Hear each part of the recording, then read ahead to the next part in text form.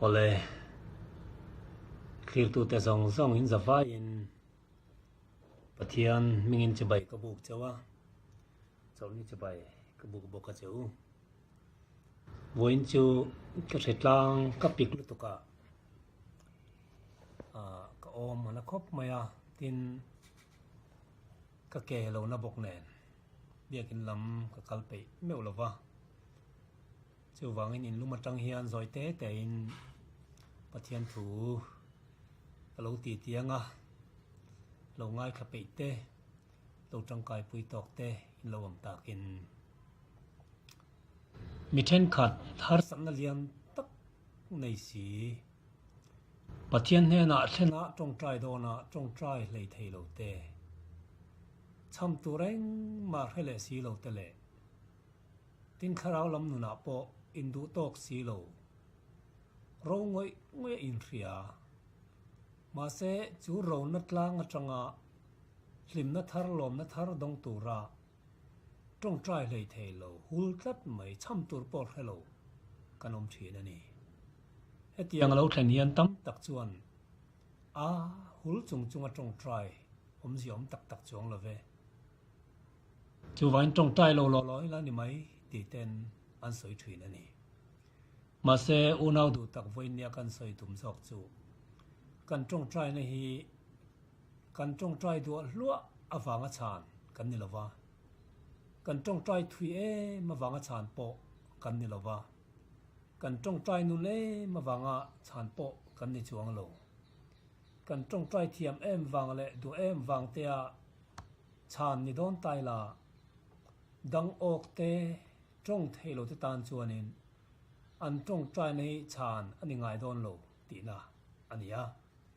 chu wang chuanin tong trai du thiam le tong trai tong kam thiam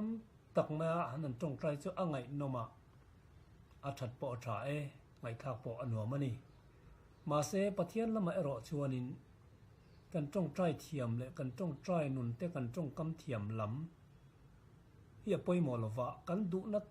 tak ne na kan tong trai apoi mo so ka chuni ka ring kan mo em wangin min khong ai em wanga chan kan ni zo ka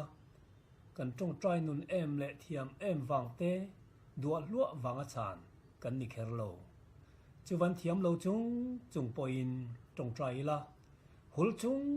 chung poin tong trai sel angu rompung riat chang som ni paruka chuanin ti hian tirko polan na lo soya kan chak lo na te kharau chuan apui thina engtia tong trai tur nge ti kan resi lova tharau chuan room soi hlei thei lovin min tong trai sak thin atiani kan tong trai nei a fel fai em wanga chan po kan ni lova tin kan tong trai a fel fai vek lo ani point kan tong trai aya tha zo ka min dil pui tu tharau thiang hlim kan nei ani fel tak min soi sak tu tharau thiang hlim kan nei a dil tur po hramang lo khopa kan hul lai point tharau chuan room soi hlei thei lovin min tong trai sak thin ani ati so kani adik tak chuan ke ni mi khing te hi chuan kan hriat na te bei tham em awangin dil tur dik tak te po dil na chang kan hrelowa dil lo tur pui te po kan dil thin kan dil fo thin ma si kharau chuan dil tur kan hriat lo lai le dil na chang kan hriat lo lai poin room soi hlei thalawin min tong trai sak thin kan pathian thu chuan min thilani zana kan mudona lalpa nak tuk zinga that taka ka zun thei nan that taka ka ek thei nan that taka ka thok thei nan min tan pui ro o tin kan tong trai khat vin ka ring ma se kharau chuan na chang kan hriat lo le kan cham mai zong thlangin min lo tong trai sak thin alo nia zinga dam takanan thote kanan zung thei mai te hi kharau thiang hlim min lo tong trai sak wak alo ni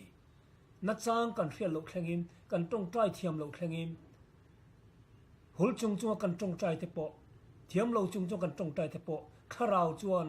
room soi hlei thalun pa hne na min lo thlen sak thin alo ni zo kani chuwan min tong trai sak tu kharau thiam hun le pa hne min soi pu tu la le so krista ringam ila